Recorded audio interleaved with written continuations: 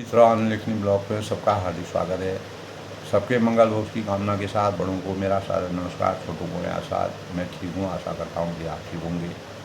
आज के रामचरितमानस के अयोध्याकांड के प्रसंग में दोस्तों, जब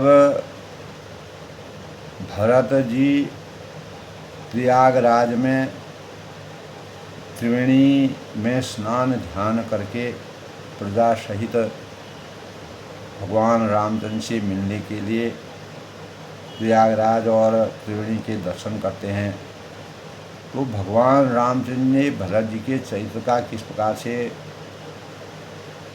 वर्णन किया था और उनकी सज्जनता, उनकी आदर्शता और उनके भ्रातृत्व प्रेम को कैसे रहस्यमय ढंग से समझाने का प्रयास किया था, और भरद्वाज मुनि ने उसका विस्तार से वर्णन करके भरत जी को समझाने का प्रयास किया कि भगवान रामचंद्र जी और आपके हृदय में जो प्रेम है, जो स्नेह है, जो श्रद्धा है, जो समर्पण की भाव हैं, वह जगत प्रसिद्ध है और आने वाले जीवन के लिए भूत, भविष्य और वर्तमान जीवन को सही स्वरूप में गाड़ने के लिए, सही स्वरूप प्रदान करने के लिए, सही स्वरूप में गढ़ने के लिए ऐसे प्रेरणादायक रहस्य का जो तुलसीदास जी ने वर्णन किया है, वह वास्तव में मानव जीवन के लिए एक बहुत बड़ा उपदेश है, उदाहरण है और संदेश है। तब वह कहते हैं, तुम कहाँ भरत कलंक हो, हम सब कहाँ उपदेश। राम भगत रस सिद्ध हितो भाय समरथ। यानी हे भरत, तुम्हारे लिए, तुम्हारी समझ में यह जो भगवान राम 14 वर्ष का वनवास गए हैं, कैकेयी ने उनको वनवास दिया है और आपको राज योग दिया है, तो तुम्हारी समझ में यह कलंक है, लेकिन हम सबके लिए तो यह उपदेश है, बहुत बड़ा उदाहरण है कि श्री राम भक्ति रूपी रस की सिद्धि के लिए, प्राप्ति के लिए, भगवान के साकार स्वरूप का दर्शन और उनके अगर ऐसी घटना नहीं घटी तो भगवान राम और आपके बीच में जो भ्रातृत्व प्रेम की उच्चता है उसका पता ही नहीं चलता। उससे जनमानस जो है अनभिज्ञ रहता है। अर्थात सिद्धि के लिए यह समय का श्री गणेश है, यह समय उत्तम था, इसीलिए भगवान ने 14 वर्ष के वनवास के लिए पूर्ण निष्ठा के भावों से अपने जीवन को इस प्रकार से रहस्यमय बना करके और आपके द्वारा बना जाने का जो निश्चय किया, यह सोने में और सुहागा का दर्शन हो गया। यूँ तो राजा द्वारा आपको दिए गए राज सिंहासन से रामचंद्र जी वैसे ही प्रसन्न चित्त होते और उनकी खुशी, उनको अपार खुशी होती। किसी प्रकार का भेद, संशय, मन विकार उनके अंतःकरण में नहीं था, क्योंकि वह आपको, आपके स्वरूप का, आपके आचरण का ज्ञान उनको पहले से ही था। क्योंकि अंतर्यामी होने के कारण भगवान को हर मानव के घट घट में निवास करने वाले विराजमान भगवान का जो स्वरूप है, वह कस्तूरी कुंडल वशे मृग ढूंढे बनमाए, ऐसे घट घट राम हैं दुनिया देखी ना। तो तुलसीदास जी ने भी इस प्रकार का वर्णन, यानी सूरदास यानी कबीरदास जी ने भी इस प्रकार का वर्णन किया है। जो त्रेता युग में भगवान राम जी के अवतरण में बड़ा ही सुख की अनुभूति के लिए सही साबित है। और जो उनकी लीलाएं हैं, उन लीलाओं में किस प्रकार से मानव जीवन की उच्चता का ज्ञान होता है। तो कल के प्रसंग में दोस्तों त्रिवेणी जी के अनुकूल वचन सुनकर भरत जी का शरीर पुलकायमान जब हो जाता है तो हृदय में हर्ष उनका हो जाता है और भरत जी को धन्य है करके वह कहते हैं। देवता हर्षित होकर फूल बरसाने लगते हैं। तन पुल क्यों हीर हरस सुनी, बेन बचन अनुकूल, भरत धन्य कही धन्य सुरो हर्षित वर्षे। तो तीर्थराज प्रयाग में रहने वाले वानप्रस्थ ब्रह्मचारी, गृहस्थ और उदासीन सन्यासी सब बहुत ही आनंदित हैं और 10-5 मिलकर आपस में कहते हैं कि भरत जी का प्रेम और शील पवित्र और सच्चा है। श्री राम जी के सुंदर गुण समूह को सुनते हुए वे मुनि श्रेष्ठ भरद्वाज जी के पास जब आते हैं तो मुनि ने भरत जी को दंडवत प्रणाम करते हुए उन्हें अपना मूर्तिमान सौभाग्य समझा। उन्होंने दौड़कर भरत जी को उठाकर हृदय से लगाया और आशीर्वाद देकर कृतार्थ किया और मुनि ने उन्हें मान सम्मान देकर के, आसन देकर के, सिर नवाकर इस तरह बैठे मानो भागकर संकोच के घर में घुस जाना चाहते। इस प्रकार का परिवेश उस समय हुआ जब भगवान राम से मिलने से पहले भरत जी यानी भरद्वाज जी के आश्रम में पहुंचते हैं तो उनके मन में एक बड़ा सोच यह है कि मुनि अगर मुझसे कुछ पूछेंगे कि रामचंद्र से मिलने तुम क्यों आए, क्या रहस्य है, क्या कथा है, भगवान राम को क्यों वनवास मिला, उसके लिए भरत अपने को दोषी समझते हैं क्योंकि उनकी माता ने उनके सुख और भौतिक सुखों के लिए भगवान राम को वनवास दिया। जो उनकी लीलाओं, भगवान राम की लीलाओं का बहुत बड़ा रहस्य था, इसी से रामचरितमानस की रचना हुई। तो मैं क्या उत्तर दूंगा, ऐसा वह संकोच कर रहे थे भरत जी। तो भरत जी ने ये शील संकोच को देखकर ऋषि समझ गए, ज्ञानी थे। तो भरत से उन्होंने कहा कि सुनो, हम सब जो भी समाचार है, जो भी हुआ है, उसके बारे में हमें सब जानकारी है। विधाता के कर्तव्य पर किसी का बस नहीं चलता है। तुम गलान जिय जन करहूँ समुझ मात करतूत, तात के कहीं दोष नहीं गई गिरा मति धूति। कल के प्रसंग में था दोस्तों, तब उन्होंने कहा कि माता की करतूत को समझकर याद करके तुम हृदय में ग्लानि मत करो। हे तात केकई का कोई भी दोष नहीं है, उनकी बुद्धि तो सरस्वती ने बिगाड़ दी है। सरस्वती भगवानों की यही कृपा थी। भगवान रामचंद्र की इस लीला को अनेकों रूपों से तुलसीदास ने भगवान की लीलाओं का दर्शन कराया। तो यह कहते भी कोई भला न कहेगा, क्योंकि लोक और वेद दोनों ही विद्वानों को मान्य हैं। किंतु हे तात, तुम्हारा निर्मल यश गाकर तो लोक और वेद दोनों बढ़ाई करते हैं, आपकी प्रशंसा करते हैं, क्योंकि यह लोक और वेद दोनों मान्य हैं। और तो सब यही कहते हैं कि पिता जिसका राज्य दे वही, पिता जिसको राज्य देते हैं वही उसका भोगता है, उसी को भोगता है, उसी को पाता है। राजा सत्यव्रती थे, यानी दशरथ जी सत्य के अनुयायी थे। तुमको बुलाकर राज्य देते तो सुख मिलता, धर्म रहता और बड़ाई होती।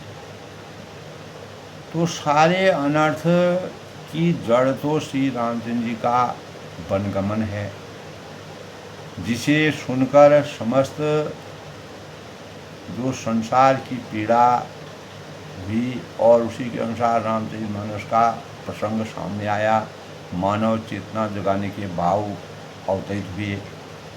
तो वह श्री राम जी का वनगमन भी भावी वश हुआ है, और बेसमझ रानी तो भावी वश कुचाल करके अंत में जिस प्रकार से पछताती हैं, तो उनमें भी तुम्हारा कोई तनिक सा भी अपराध नहीं है। तहु तुम्हार अलप अपराधु कहे सो अधम अयान असाधु, करते हूँ राज न तुम्हें न दोषु, राम ही होत सुनर सुनतु। यदि तुम राज्य करते तो भी तुम्हें कोई दोष नहीं होता, क्योंकि राजा ने पूर्ण निष्ठा के साथ तुमको राज्य पद दिया था। भगवान राम जी को वनवास दिया, भगवान राम जी वन के योग्य थे और तुम राज्य करने के योग्य थे। तो सोची समझी विधि विधान के अनुसार राजा का निर्णय और कैकेयी माता का निर्णय सर्वोपरि था। सुनकर श्री रामचंद्र जी को भी अगर तुम राज करते तो भगवान राम को भी संतोष।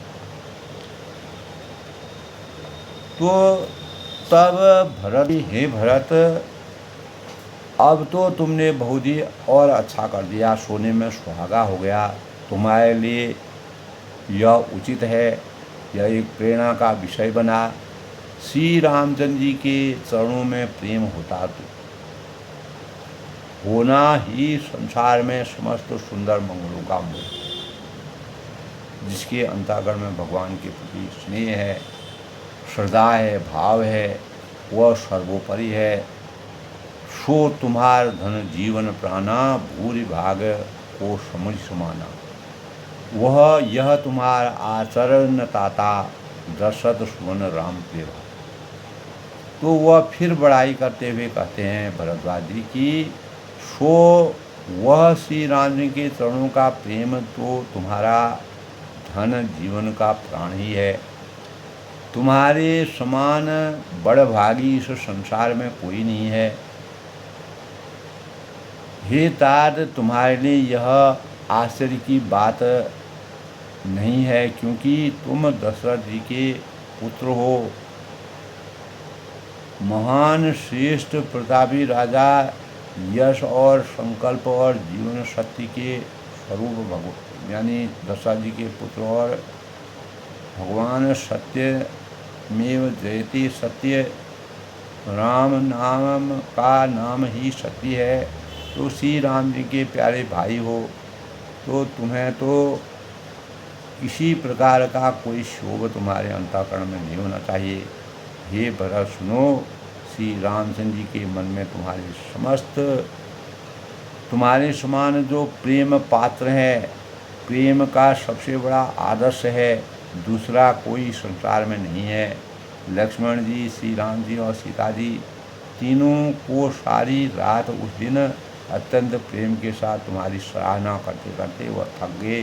पूरी रात भी जब वह यानी प्रयागराज में दर्शन करने आई थी, तो प्रयागराज में जब वो स्नान कर रहे थे, उस समय मैंने उनका यह रहस्य सुना उन्होंने जो वार्ता की, जो संवाद किया और आपके रहस्य, आपके मर्म का रहस्य समझाया, तो वे तुम्हारे प्रेम में जिस प्रकार से मग्न थे, तुम पर श्री राम जी का ऐसा विश्वास, अगाध प्रेम स्नेह, जैसा मूर्ख विषय में उन्मुक्त जो मनुष्य होता है संसार में सुखमय जीवन पर व्यतीत करने के लिए आसक्त रहता है, उसी प्रकार भगवान राम तुम्हारे जीवन में जीवन का परिचय देते हुए अपार सुख की अनुभूति करते हैं।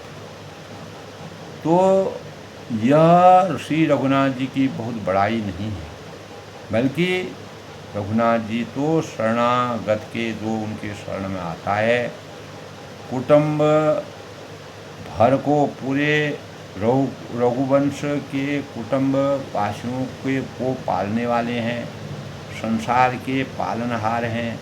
हे भरत, मेरा यह मत है कि तुम तो मानो शरीरधारी श्री राम जी के प्रेम से हो।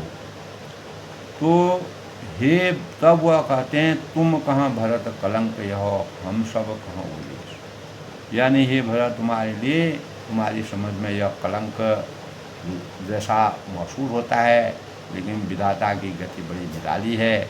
यह कलंक है, पर तुम्हारी सोच में यह कलंक लग रहा है, पर हम सबके लिए तो यह उद्देश्य है।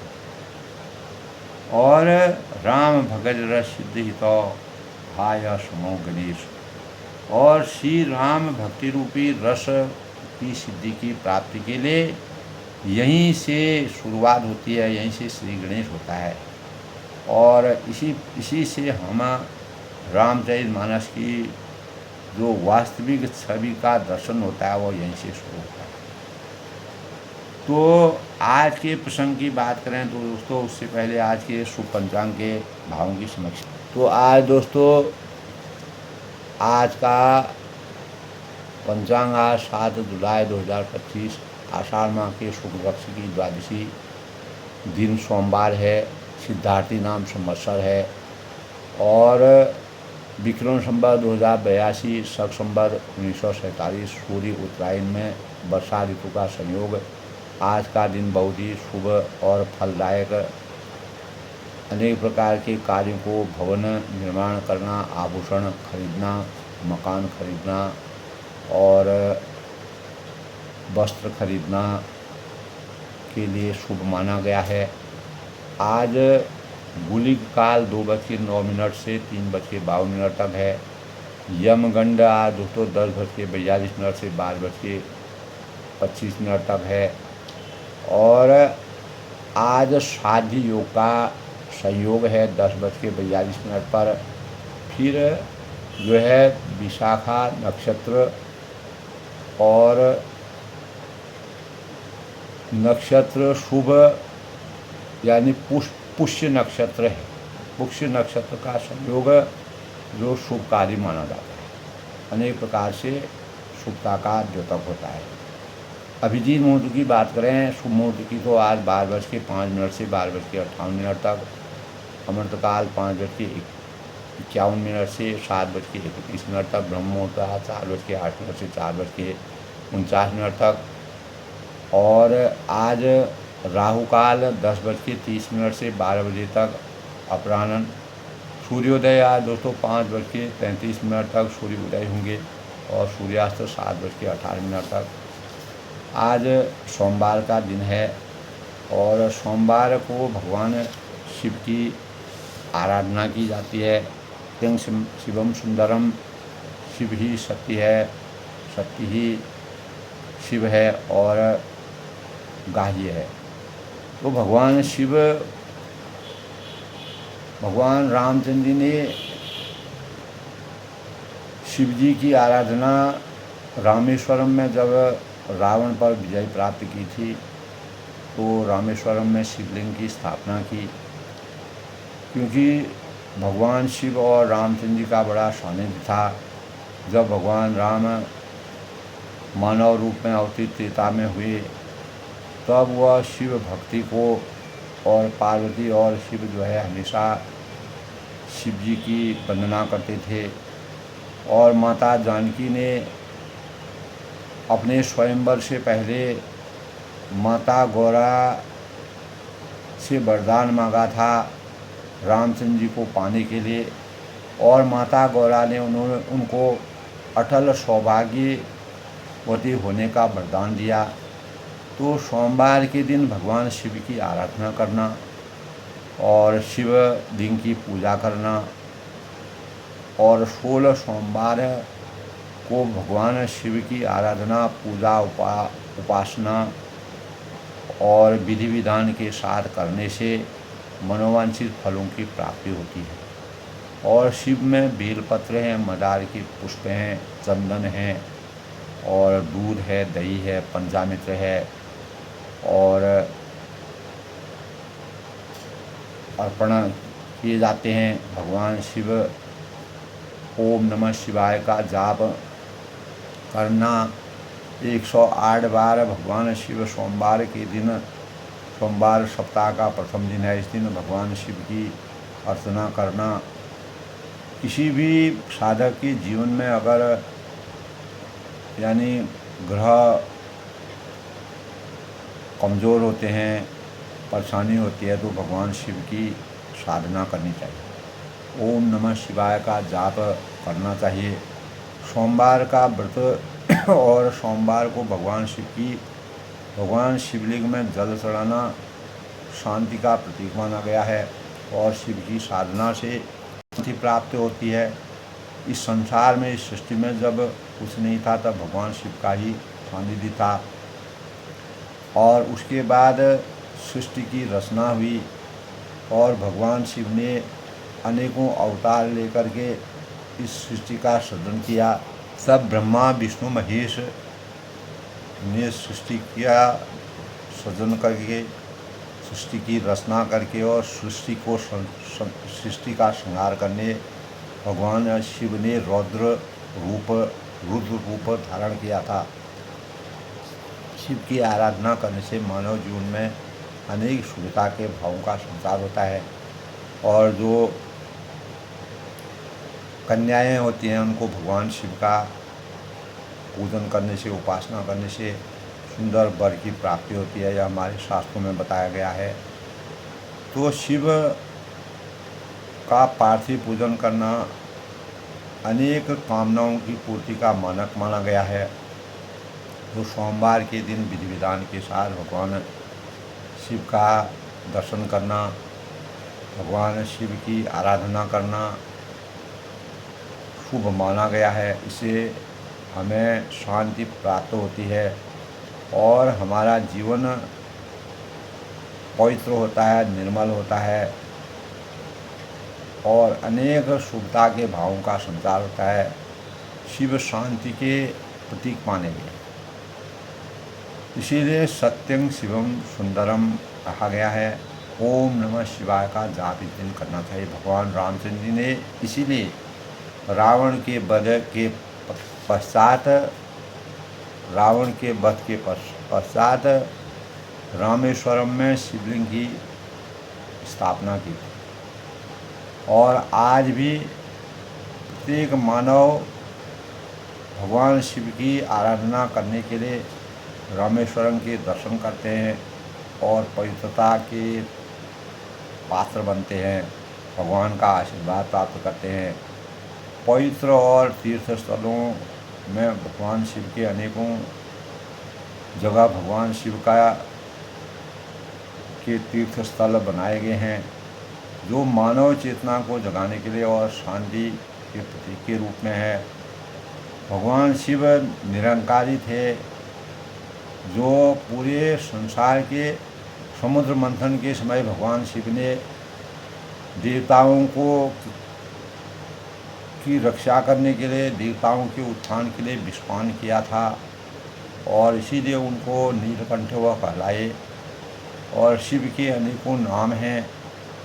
भारतवर्ष, हमारे केवल भारतवर्ष में नहीं, विश्व के अनेक देशों में भगवान शिव की स्थापना है, और शिव निर्गुण और सगुण दोनों रूपों में शिव की आराधना की जाती है।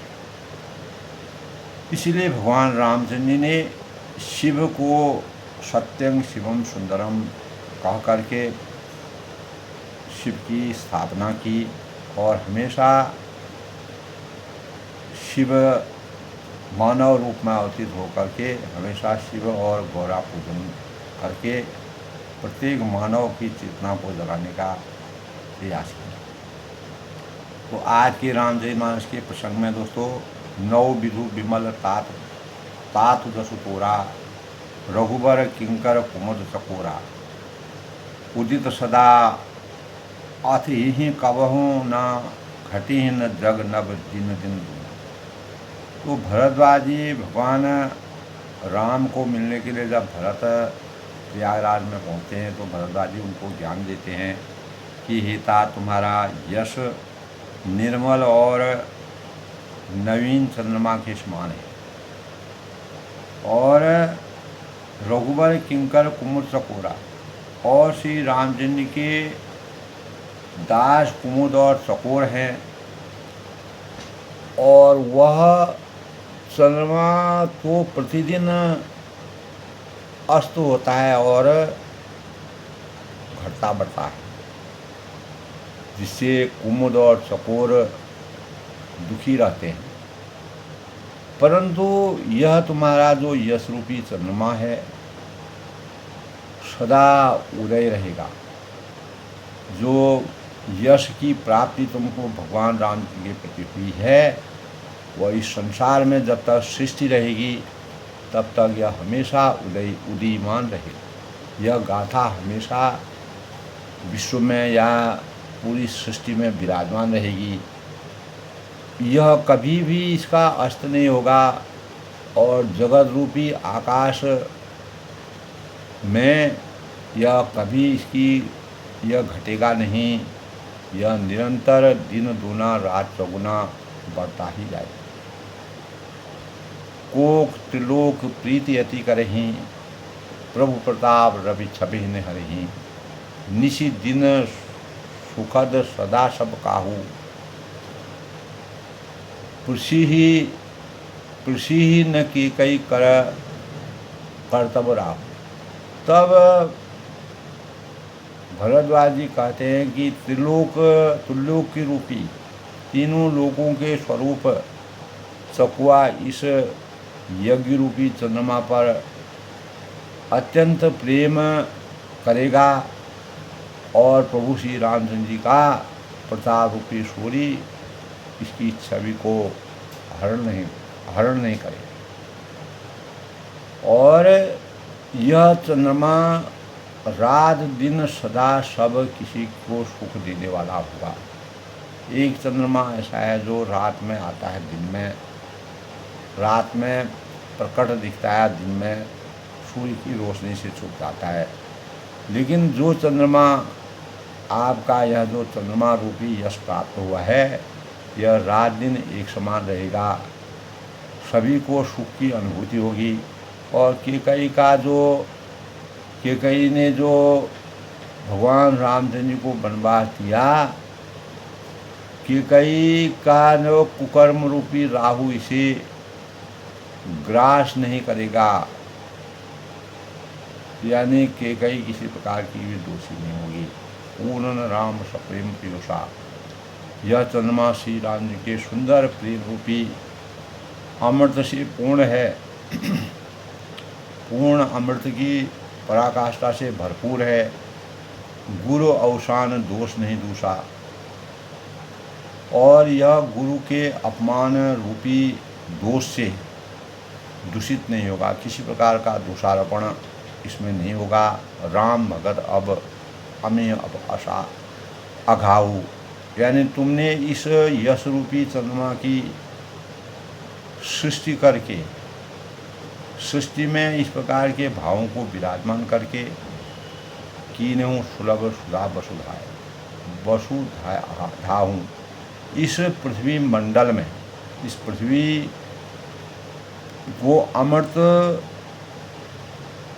पृथ्वी में अमृत को भी सुलभ कर दिया। अब श्री राम जी के भक्त इस अमृत का यानी अमृत के रस से तृप्ति प्राप्त कर लेंगे।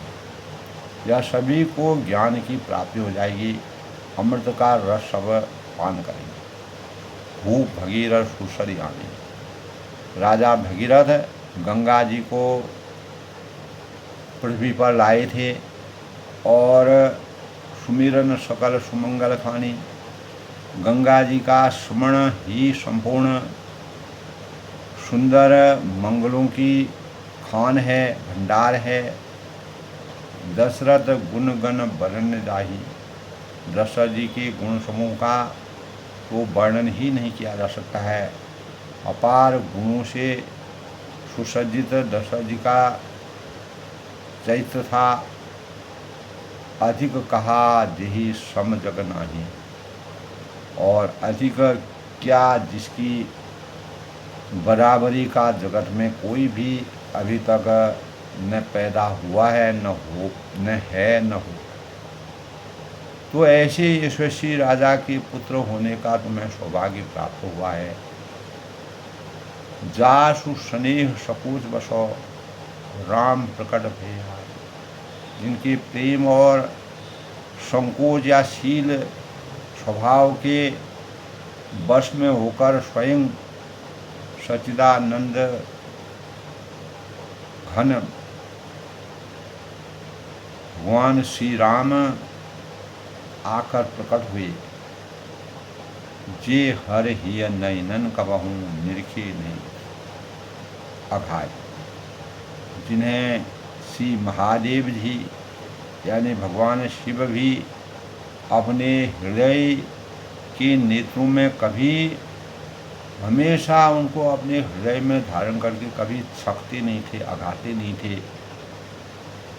अर्थात जिनका स्वरूप हृदय में देखते देखते शिव को कभी तृप्ति नहीं होती थी।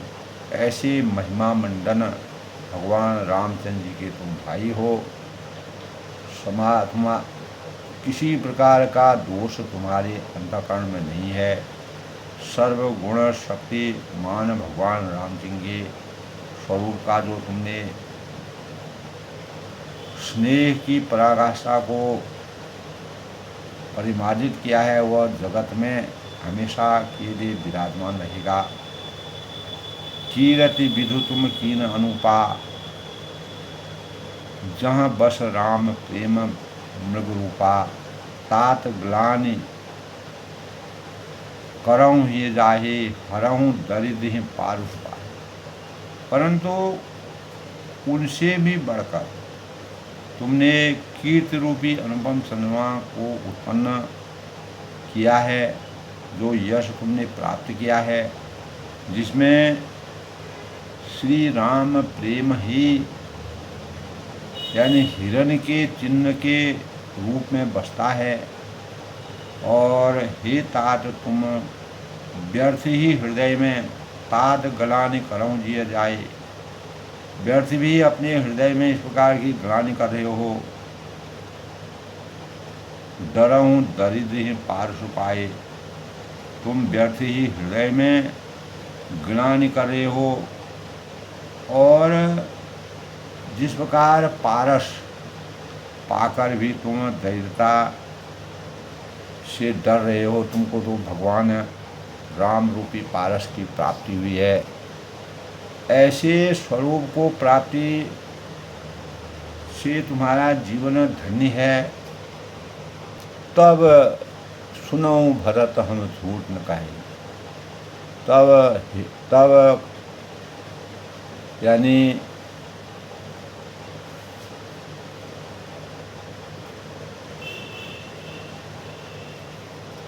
तब भरद्वाज जी जो है, भरत जी से अपनी वाणी को पूर्ण रहस्यमय ढंग से कहते हैं कि सुनो भरत हम झूठ न कहें। कि हे भरत सुनो, हम किसी प्रकार का झूठ असत्य नहीं कहते हैं और उदासीन तापस बनकर रहे। हम उदासीन हैं, किसी का पक्ष हम नहीं लेते हैं। और प्रत्यक्ष प्रमाणं की जब सामने कोई चीज़ साक्षात दिखता है तो सब साधन पर सुफल सुहावा। तपस्वी हैं और किसी के मुँह देखी नहीं कहते हैं। जैसा देखते हैं वैसा ही हम कहते हैं। किसी प्रकार का अच्छे बुरे का स्वभाव हमारा नहीं है। हमारा कार्य तपस्या करना है और वन में रहना। इसीलिए सब साधन का सुलभ सुहावा लखन राम सिय दर्शन पाओ। तो वन में रहते हैं, किसी के कुछ प्रयोजन हमारा हम नहीं रखते हैं, क्योंकि सब साधनों का उत्तम फल हमें लक्ष्मण जी, राम जी और सीता जी का दर्शन प्राप्त होने से ही, जब भगवान के दर्शन हमने प्राप्त किए तो हमको अर्थ धर्म काम मोक्ष की प्राप्ति हुई। हमें और कुछ भी नहीं चाहिए। हम किसी का न अच्छाई कर सकते हैं न बुराई कर सकते हैं। हमको जो प्रत्यक्ष रूप में दिखता है वैसा ही वर्णन हम कर सकते हैं। तेही फल कर फल दरस मारा। और इसी उन्हीं की अनुकंपा के परिणाम स्वरूप सीता लक्ष्मण सही श्री राम जी का स्वरूप उस महान फल का परम फल यह तुम्हारा दर्शन है। तो उन्हीं के प्रसाद से हमें आपके दर्शन हुए। सहित प्रयाग सुभाग हमारा, प्रयाग में जो है हमारा भाग्य उदय हुआ है। भरत धन्य तुम जस जगु जहूँ। प्रयाग राज समेत हमारा बड़ा भाग्य है। बड़े भाग मानस तन पावा। हे भरत तुम धन्य हो। कही अस प्रेम मगन मुनि भयऊ। इस प्रकार मुनि भरद्वाज जी धन्य हो कह के भरत जी से कहते हैं कि अपने यश से जगत को जीतने वाले भरत जी का ध्यान करते हैं, उनका यश गान करते हैं। ऐसा कहकर मुनि प्रेम में निमग्न हो जाते हैं। सुनि मुनि वचन सभासद हर्षि। भरद्वाज जी के इस प्रकार के अमृतमयी रहस्यमय वचनों को सुनकर जो भी सभा में लोग हैं वह सब प्रसन्नता के मादे फूले नहीं समाते हैं। साधु सराय सुमन सुर वर्षी। और साधु साधु कहकर सब जो है सराहना करते हैं, मान सम्मान करते हैं, यशगान करते हैं। और धन्य धन्य ध्वनि गगन प्रयागा। देवताओं को फूल बरसाते हैं और प्रयागराज का धन्य कहते हैं। सुनी सुनी भरत मगन अनुरागा। आकाश में और प्रयागराज में धन्य धन्य की ध्वनि होती है। चारों ओर भगवान देवलोक से इस यशगान का श्रवण कर रहे हैं और सुन कर भरत जी भी प्रेम में मग्न हो जाते। तो भगवान राम के प्रति यानी भरद्वाज जी ने जिस प्रकार का भरत और रामचंद्र के बीच के स्नेह का बड़ा ही रहस्यमय और हृदयस्पर्शी वर्णन किया है, वह तुलसीदास जी की रचना का बहुत ही गूढ़ रहस्य है। पुलक गात ही राम सियो सजल सरोवर में। तो भरत जी का शरीर पुलकायमान हो गया जब भरद्वाज जी के इस प्रकार से वचन को सुना। इस प्रकार के मधुर अमृतमय सनी हुई बातों को सुना। भगवान राम के स्वरूप के आनंद का अनुभव उनको हुआ। पुलक गात ही राम सियो सजल सरोवर में। तो हृदय में श्री सीता राम जी हैं और कमल में कमल के समान नेत्र प्रेमासुं के जल से भरत जी का चिंतन भर गया। उनके हृदय में प्रेम की अश्रुओं की बरसात हो गई। करी प्रणाम मुनि मंडली ही। और वे मुनियों की जो मंडली है उनको प्रणाम करके गदगद वचन बोले। तो यही भगवान भरत और रामचंद्र के रहस्य का वर्णन जब भरद्वाज ने किया तो भरत जी उनके वचनों को सुनकर के किस प्रकार से गदगद होते हैं, किस प्रकार से भावुक होते हैं, कैसे पुलकायमान होते हैं, कैसे उनका जीवन आदर्शता के मानकों का प्रतीक बन करके भरद्वाज जी ने सम समदर्शी भगवान के और समदर्शी भरत जी के चरित्र का जो वर्णन किया, वह इस सृष्टि में जब तक सृष्टि रहेगी तब तक उनका गुणगान रहेगा। और यही भाव तुलसीदास जी ने जो रामचरितमानस के अयोध्याकांड में भरत जी और राम जी के प्रसंग को भरद्वाज जी ने जिस प्रकार का वर्णन किया है, वह बड़ा ही रहस्यमय है, हृदय स्पर्शी है, मार्मिक है, मानव चेतना को जगाने वाला है, प्रत्येक मानव के लिए प्रेरणा का स्रोत है। तो आज के प्रेरणादायक रामचरितमानस के प्रसंग में दोस्तों भरत जी गदगद होकर के और भरद्वाज जी के वचनों को सुनकर के किस प्रकार से गदगद होकर के वचन बोलते हैं, वह कल के प्रसंग में आज अपनी वाणी को विराम देते हैं। सबके मंगल भविष्य की कामना के साथ जय श्री राम के साथ अपनी वाणी को विराम देता हूँ। सब लोग खुश रहें, खुश रहें, प्रसन्न रहें।